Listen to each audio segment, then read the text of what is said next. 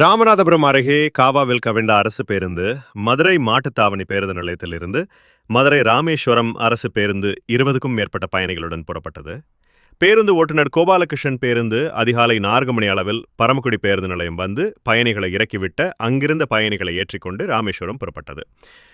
பரமக்குடி இருந்து ராமநாதபுரத்திற்கு புறப்பட்ட பேருந்து தேசிய நெடுஞ்சாலையில் தெளுசாத்தநல்லூர் அருகே வரும்போது ஓட்டுநர் கட்டுப்பாட்டை இழந்து சாலையோரம் உள்ள வைகை ஆற்றின் வலது பிரதான கால்வாயில் கவிழ்ந்து விபத்துக்குள்ளானது. இதில் 22 பயணிகளுக்கு லேசான காயம் ஏற்பட்டது. 4 பயணிகள் எலும்பு முறிவு ஏற்பட்ட நிலையில் ராமநாதபுரம் அரசு மருத்துவக் கல்லூரி மருத்துவமனைக்கு மேல் சிகிச்சைக்காக அனுப்பி வைக்கப்பட்டுள்ளனர். விபத்து குறித்து பரமக்குடி டவுன் போலீசார் விசாரணை செய்து வருகின்றனர். கால்வாயில் கவிழ்ந்த அரசு பேருந்து இன்று காலை 2 கிரெயின் உதவியின் மூலம் மீட்கும் முயற்சியில் போலீசார் ஈடுபட்டனர்.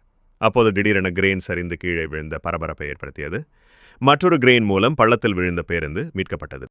நம் நாடு டிவி செய்திகளுக்காக தலைமை செய்தியாளர் ராமநாதபுரம் ராமு.